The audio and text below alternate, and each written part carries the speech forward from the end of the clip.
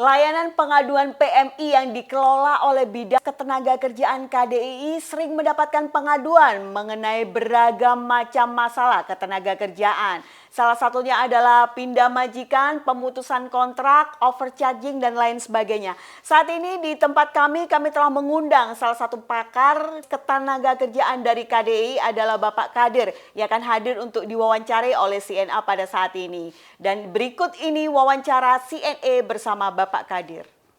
Iya Pak, kami melihat di beberapa waktu ini banyak sekali ya ada kebanjiran pelaporan yang ada di grup Facebook Save PMI. Nah ini kira-kira selama ini berapa banyak dan apa saja Pak untuk kasus-kasus yang sudah Bapak terima, kasus apa yang paling banyak dilaporkan Pak hari-hari ini? Silakan. Ya, terima kasih. Memang ya tren pengaduan itu memang yang setiap hari itu kami bisa menerima 10 bahkan sampai lebih dari 20 aduan dari pekerja migran yang kami terima baik melalui hotline kami maupun melalui Facebook yang kami kelola. Umumnya itu yang paling tinggi kebanyakan itu pertanyaan yang rutin itu tentang pindah majikan. Ini sangat tinggi. Jadi kami ya jelaskan mekanismenya seperti itu. Kemudian ada yang lainnya biasanya disharmoni dengan pemberi kerja. Biasanya seperti itu. Yang lainnya sakit akibat non kecelakaan kerja. 3 itu yang tinggi. Ya itu yang paling banyak ya Pak yang dilaporkan. Ya. Nah apa yang Bapak berikan kepada mereka, tanggapan Bapak kalau mereka misalkan mengadu, misalkan pindah majikan atau yang sakit yang tidak sesuai, yang bukan akibat kecelakaan kerja dan lain sebagainya. Apa yang Bapak sarankan kepada teman-teman untuk pertama kali dilakukan ini? Silakan Pak. Ya tentunya kan untuk penanganan kasus kami sudah ada SOP begitu ya. Artinya hal pertama yang kami lakukan bila terjadi case antara PMI dengan pemberi kerja, tentunya kami pertama meminta penjelasan dulu kepada pekerja migrannya. Biasanya kami kasih nasihat-nasihat dulu. Biasanya langkah pertama kita klarifikasi dulu biasanya. Apakah kita cari tahu dulu ini masalahnya di mana? Apakah ini masalah di pemberi kerja atau di PMI-nya? Kami kasih opsi dulu, mereka bicara dulu, kasih kesempatan sama majikan. Kalau seandainya sama majikan sudah tidak ada titik ketemu, kan masih ada agensi yang biasanya bantu juga. Kalau agensinya juga sudah tidak bisa, biasanya kami juga bisa langsung menghubungi klarifikasi ke agensinya. Atau paralel bisa juga PMI melaporkan juga ke saluran pengaduan yang disiapkan oleh Taiwan, dalam hal ini 1955. Tentunya untuk pindah majikan ini kan nggak mudah ya. Tentunya kan harus memenuhi dulu kriteria-kriteria. Artinya ada yang mengadu pindah majikan langsung kita iakan, itu kita enggak juga. Kita lihat dulu root case-nya di mana. Jadi penyelesaiannya kayak gitu. Butuh waktu memang, tapi ya kita harus memastikan dulu ini kira-kira di mana kita dalam hal ini posisi kita menengahi ke tengah-tengah mencari jalan terbaik. Seperti itu inti yang kami lakukan. Iya, baik, terima kasih untuk jawabannya Pak. Nah ini sangat menarik sekali mengenai fenomena pindah majikan.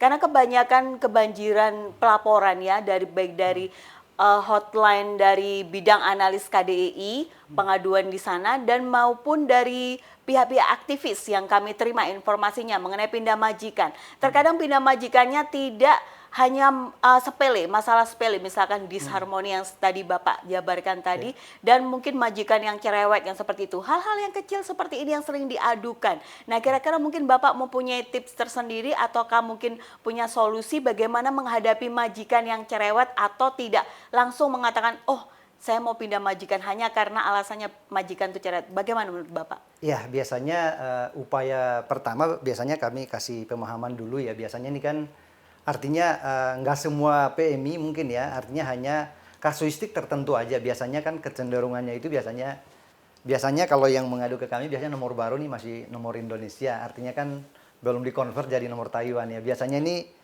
di bawah 3 bulan pertama. Artinya dalam hal ini di Indonesia sudah ada pelatihan bahasa Mandarin barangkali ya. Cuman biasanya kan belum, istilahnya itu belum lancar komunikasi, bisa jadi seperti itu. Jadi yang bisa kami lakukan ya itu tadi pendekatan itu. Biasanya pendekatan ke PMI dulu, kami persuasi dulu, menjelaskan ke anaknya seperti ini. Karena kan pindah majikan ini di tulisan kami pindah majikan itu tidak semudah yang dibayangkan. Tentunya ada tantangan. Kan kami kasih gambaran ya, walaupun itu kami juga nggak bisa melarang PMI jangan pindah ya. Di tulisan kami itu sebab pindah majikan ada tantangannya. Disetujui hari ini belum tentu dia besok langsung dapat majikan baru. Dia harus kan menunggu proses administrasi, nunggu surat pemutusan dulu, terus butuh sekitar 2 sampai 3 bulan dia nggak ada penghasilan. Sementara kan di Indonesia kita tahu lah mungkin ada yang harus dibiayai rutin tiap bulan. Jadi kami kasih pemahaman, intinya setelah kasih pemahaman, kami serahkan ke anaknya seperti apa permintaannya. Ya, kami tentunya mendengarkan masukan dari PMI-nya juga, mendengar dari agensi, dari majikan. Kita nggak semena-mena kita posisinya menengah seperti itu. Kita jelaskan ke anaknya, serta kita minta bantuan agensi. Bahkan jika dalam kondisi yang udah deadlock, misalnya majikan nggak bisa, agensi nggak bisa, kami juga biasanya bersama-sama minta bantuan otoritas. Dalam hal ini biasanya di Snaker kita untuk membantu prosesnya biar semuanya kepentingan para pihak terlindungi gitu. Jadi kepentingan majikan terlindungi, PMI terlindungi, dan pihak lainnya terlindungi seperti itu. Ya. Ya, terima kasih sekali terima kasih untuk yang bagian pertama wawancara kita ya Bapak, terima kasih sekali. Dan ini mengenai banyaknya kasus yang ada di Taiwan saat ini yang dilaporkan melalui hotline bidang analis ketenagakerjaan KDI. Kita akan melangkah ke kasus selanjutnya, dan sebelum itu saya mau bertanya, apakah Bapak bersedia untuk mungkin teman-teman yang ingin melaporkan beberapa mungkin memerlukan bantuan bisa dilaporkan di mana? Mungkin ada nomor telepon yang di-share Bapak, silakan. Ya. Nomor hotline kami sudah ada, kita sudah umumkan di website KDI Taipei, serta yang interaktif lagi yang melalui Facebook kami, yang mana anggotanya udah lumayan banyak dari pekerja migran kita, baik yang sudah lama maupun yang baru datang juga, maupun yang biasanya dari yang tadinya mahasiswa kemudian menjadi pekerja migran Indonesia. Itu 3 karakter itu. Jadi dalam grup kita itu di Facebook kita bisa saling share informasi tentang ketenagakerjaan, tentang info-info apa kira-kira yang terbaru tentang pelindungan pekerja migran Indonesia. Nanti bisa nanti ditayangkan, kami sudah ada daftar hotline maupun alamat Facebook seperti itu. Ya, terima kasih sekali Bapak. Jadi teman-teman yang ingin melaporkan atau mengadukan bisa melihat di wawancara kita saat ini, yang mungkin bisa melihat gambar yang akan kami tayangkan ini adalah hotline KDI, pengaduan KDI yang bisa untuk dihubungi. Terima kasih banyak Bapak.